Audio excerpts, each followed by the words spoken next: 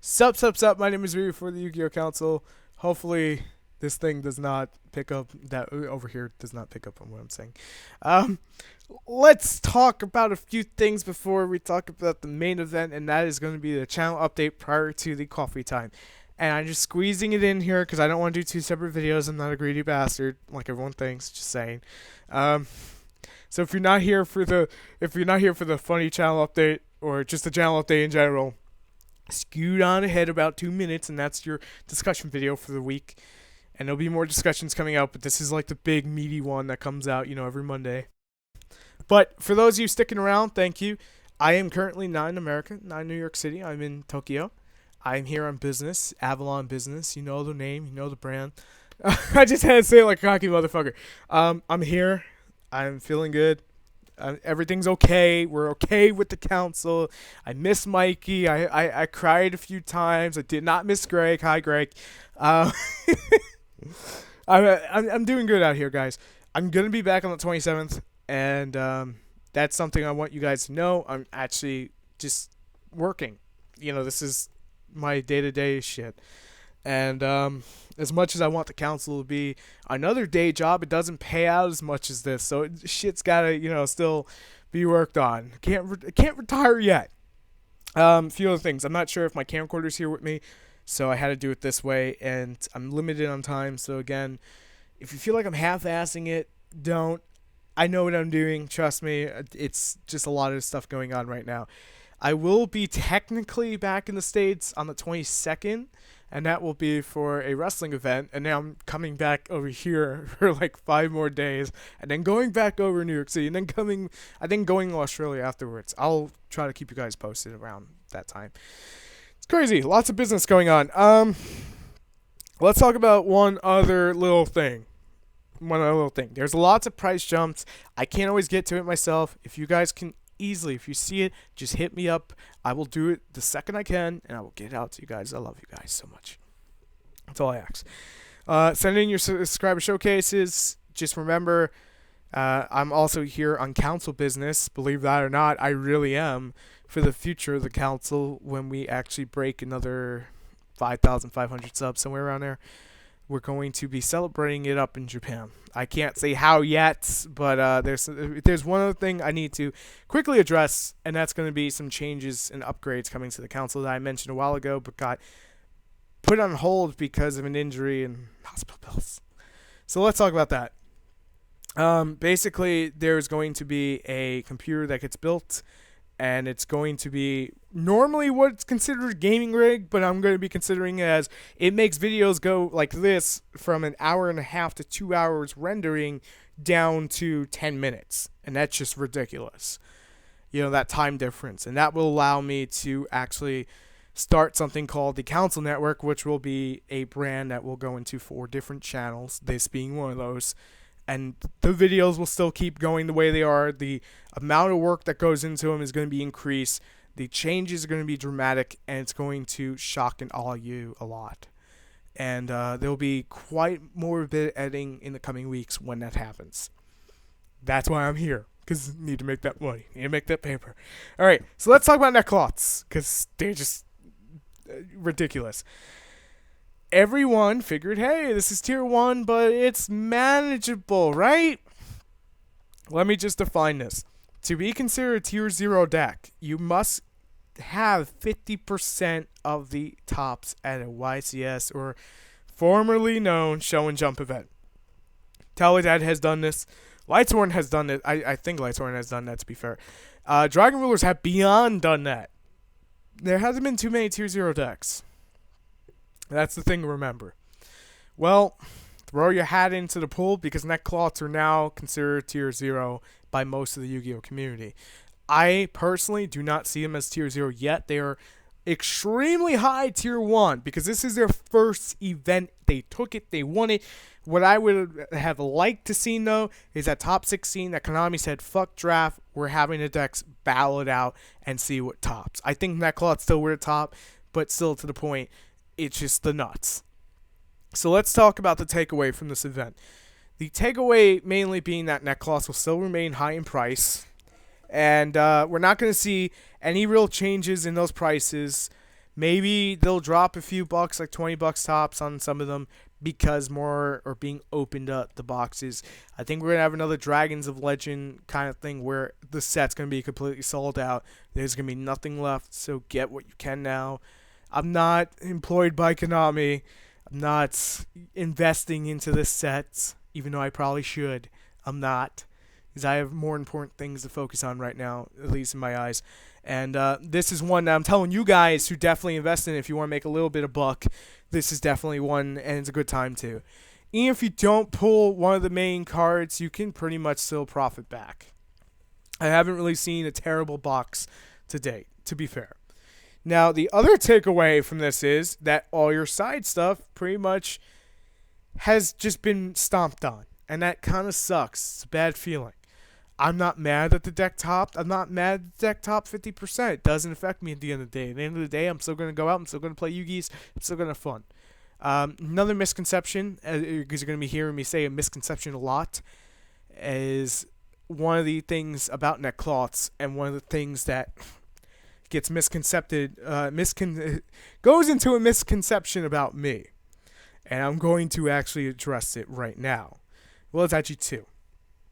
Jin release of rituals. I said D-Jin most of the time, and there's actual reason for that.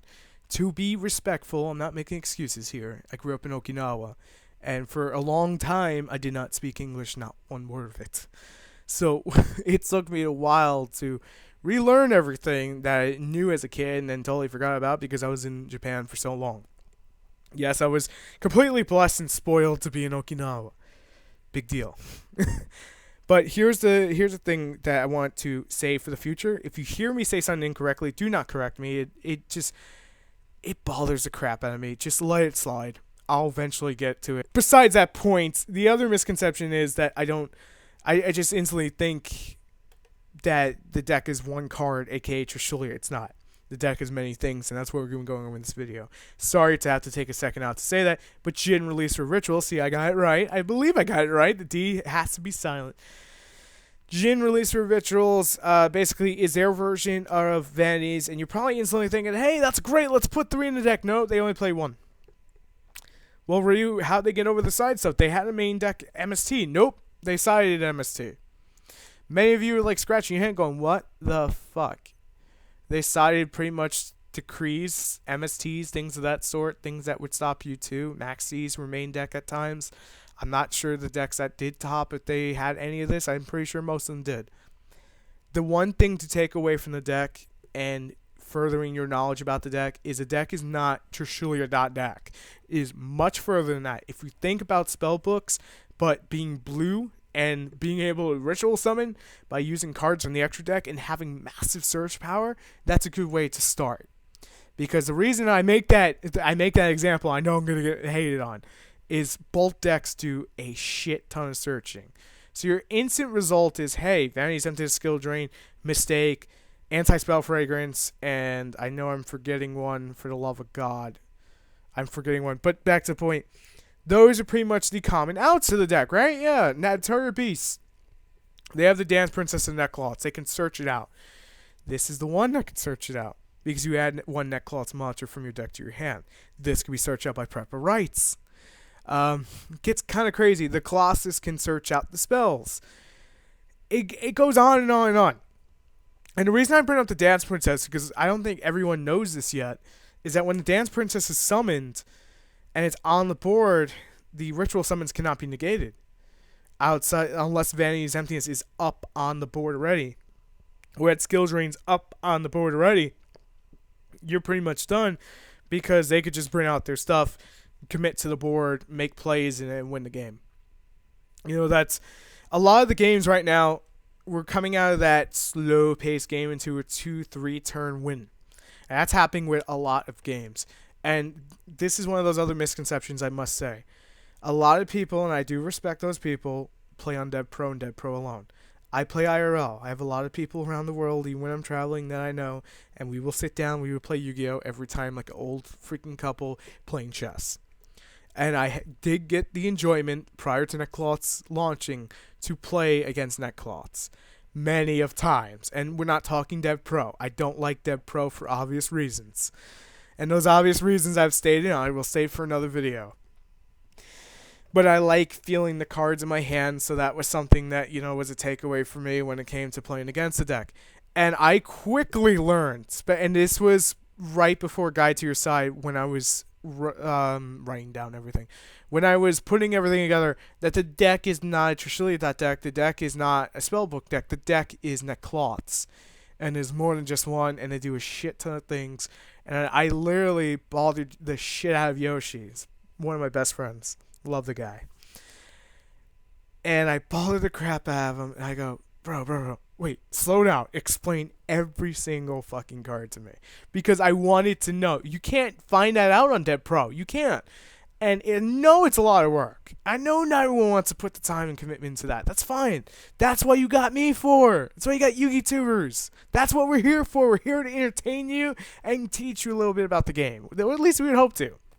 Not everyone's going to do that. It's fine. Here's the thing, though. From what I got to learn during that whole experience, Nekroz are fast, they're aggressive, they have a lot of search power. They can drop a lot of beat sticks. And when I say a lot of beat sticks, I'm not just saying the deck's beat stick deck. That was a misconception of my own for a while. I even thought Vanity's Emptiness was one of the greatest cards to play against them. It still is. But you know what happens? They summon Dance Princess, and then they go into the spell, and then you can't respond with Vanities. Because Dance Princess is on the board. Now, if Dance Princess is on the board and you have Vanities up, Dance Princess is not going to negate that. If Dance Princess comes out and they go to play the spell, Night Beast can't negate it. And then you're screwed. Skill Drain's one of the better things to it, but as I said, they're like giant beaters. It's spell books with like giant beaters. And I know some people are going to get mad at me for phrasing it that way, but I'm trying to just understand here. For the people who don't understand the deck or have never picked up the deck, I'm trying to give them a general aspect of what the deck's like. So this way, when they go to their locals, they don't go, holy shit, this deck is uber broken, which, to a point, I can understand why they would think that and why they would think, holy crap, I think I'm going to quit this game. I hate when people quit this game over stuff like Nekroz. This has always been a thing with Yu-Gi-Oh! Where one deck is better than another, and after a while, it fades out to black. You still play it, and you just gotta be smart about it. That's it, And I've always tried to bring that aspect, and I think that's the takeaway from this, is that everyone's gonna think, oh crap, Nekroz, the releaser rituals, the Jin, that motherfucker, man, if it's face up. And the other thing that I want to quickly talk about that I think was a misconception is that Spirit Beast ritual. I'm sorry, TCG. I'm talking to TCG right now. My apologies. My head's elsewhere. The Ritual Spirit Beast Tamers are a deck that can basically be Infernities 2.0 in the sense that they can spam the board, combo you, chain to everything, and then just make you deck out off of Max C. And that actually happened this weekend to a player. I heard Billy Break actually lost to Spirit Beast, and that's probably because either A, he did not study upon it, and this is no disrespect to the guy. He probably did not study upon them or did not know them or did not know how far the deck could be taken. You never know where a deck can do until you play against it, and that is something that I'm just trying to get you guys. I know some of you can't physically go to, there's not a place close to you, it's miles upon miles away, you don't have the money, the gas, whatever the case is. I respect that, and I'm not putting down Dead Pro, don't get me wrong idea, it's just not for me. I do it for the channel because you guys like that kind of content, just so we're clear. And I want to bring you that content, but I can't go out like you guys. I can't go out every single day and commit myself to IRL dual videos. As much as I would like to, eventually I'm just going to carry 4 batteries and just film 8 hours of, freaking IRL duels and just post them up every day. You get one a day for an entire week. I think that would be the next level step of that, but we're not there. There's going to be a video coming out very shortly. Cards you should be or consider be playing right now for the post Secret Forces. That's coming up very shortly. And I know many of you are like on me about that. Now, we talked about misconceptions. We talked about the deck. Let's talk about the reasons why it topped. And I did do the little bit of a breakdown, but I'm going to finish off that breakdown first. Bryonac, Valkyris, Colossus, and Unicorn. Those are the 4 main key cards of the deck when it comes to the monsters. I think that's fair enough to say. And the Dance Princess. These are the power cards that the deck has. The Decisive Armor is an out to Killer. If you don't know what Killer is, it's a Cleafort that comes out and has like 3,300 and drops everything by 500 that is lower than level 10. It's kind of fucked up.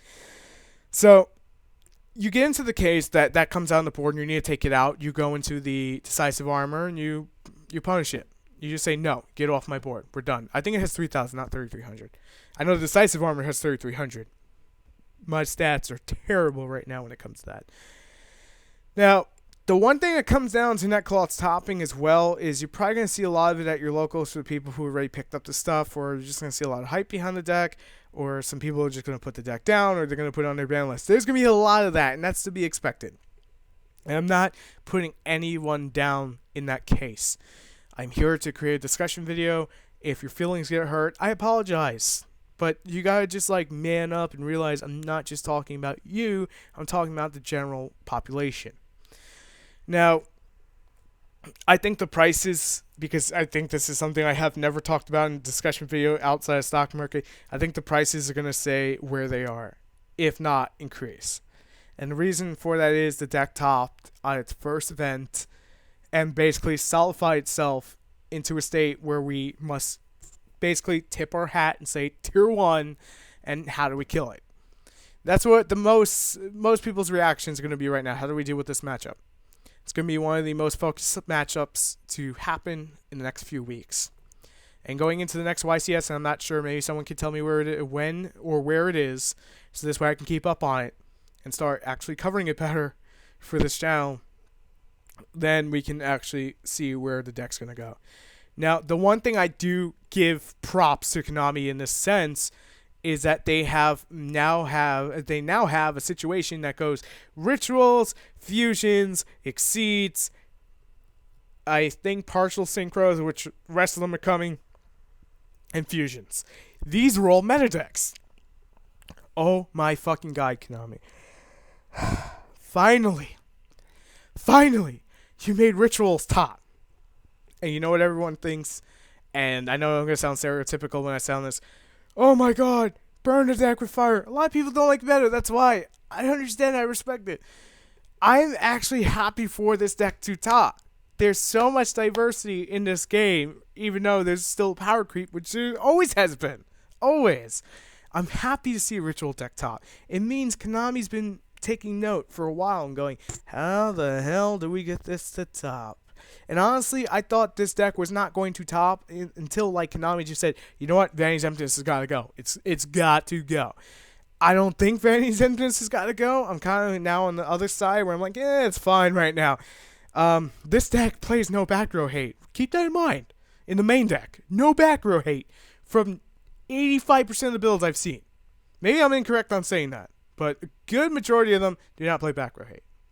And that's kind of scary, because you would think a deck that spams the field, or can spam the, I guess the proper terminology here to use is can spam the field, doesn't play any back row hate, or major back row hate, or rely on anything of that sort. That kind of scares the crap out of me. The deck is being looked at as the possible next Dragon Ruler deck, where in that sense of it's tier 0 and it's hard as hell to beat, and I think we're almost there with it. Almost. I think what you're going to see in the coming weeks is a lot of people discussing that, a lot of people hating on the deck, and a lot of deck profiles of it coming out on YouTube. And you guys got to understand, when we post something, even if it's opt, it's not because it's the trend going on. It's because it's what we normally do. We want to give you a little bit of everything, and that's part of what we do. So the one thing I am happy about, I'll say one thing I'm happy about and one thing I'm not happy about. One thing I'm happy about is the deck topped. It deserved it. Rituals finally got a win. Bad part is we're going to see a lot of, when will Konami hit this on the ban list? No, I'm not advocating for that. Just so we're clear, I'm not advocating for it. Is Ryu just using the word advocate just for the sheer fact that he just mastered the word today? Possible. We're not going to go into that. But in all seriousness, it is one deck that I'm actually that happy freaking for once at top. I kind of got bored of the Shadow, Cleafort, and Burning Abyss, and sometimes the Tellarknight. Now we pretty much have a big four, which is going to be Satellarknight because they are getting Star Seraphs. We're going to have Nekroz. We're going to have Cleaforts, and it's either going to be Burning Abyss or Shadow. It's going to be one of the two. And there's a lot of diversity there, so you can pick and choose what you like, but I don't know which one's going to be the better one. I'm not the guy to go to for that. I'd probably say Nekroz right now, possible Satellas soon. And I know there's a lot of innovation that goes with Satellas currently. I know Jeff Jones basically, I think it was Jeff Jones and someone else was, because I lurk on the Pojo forums, I won't even lie, was using a build that did not play the counter trap card, but instead played Emergency Controller. And that just made me go, wait, what? And then I realized, I'm like, whoa, that's kind of cool. We're getting a little innovation, a little bit of old tech with some innovation. It's, it's a different take. It's going towards the future. We're going to have to play cards that we normally wouldn't. Smashing Ground's a great example right now. Smashing Ground, that's the one thing I want to talk about. Smashing Ground's a great example right now to get over the Nekroz because they'll just take out the biggest threat and then goodbye freaking release their rituals. You can't lock me. You can't see me, hand to the face thing and just freaking go nuts. I am not mad at the deck topped. I honestly couldn't give two shits what the prices are going to fully be. It doesn't affect me at the end of the day. I do feel bad for people who just really wanted to play the deck from scratch. But hey, this is Yu-Gi-Oh! This is how it happens all the time. All the time. What can you do? Buy a box. Try to profit. Either which way, you're pretty much going to make bank. The set's going to be Dragons of Legend 2.0 in the sense that it's going to sell out. It's going to happen. Give it time. We're just going to be getting the unlimited shipments very shortly from now. Most likely to most stores. So over the next few weeks, you'll probably see it sell out, and that'll be that. And Nekroz will still be topping. I think it's going to happen. I think going into this event, a lot has happened in the sense that not everyone was prepared for Nekroz or prepared to that sheer number of Nekroz, whatever it was, at play at the event. I wish Konami would give us statistics, when it came to that, so we could break this down a little bit more.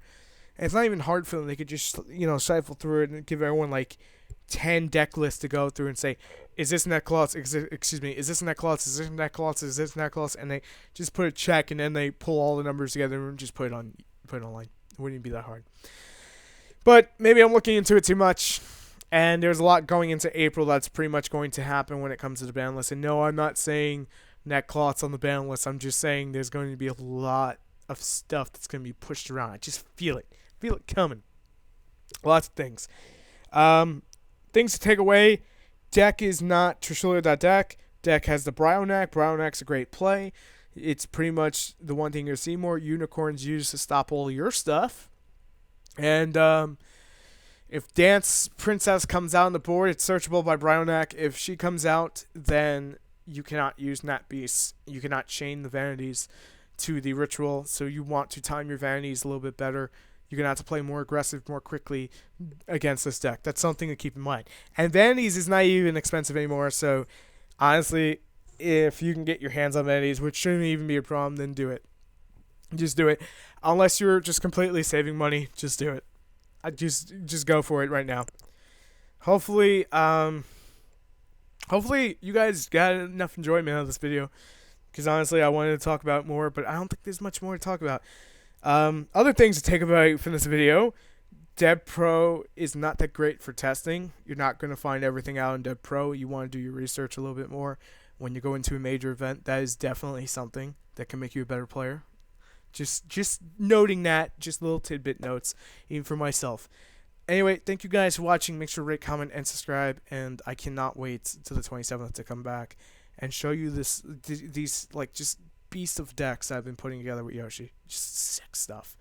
So I'll see you guys on the next video, which will be tomorrow. Thank you guys for watching. I'll see you later. Peace.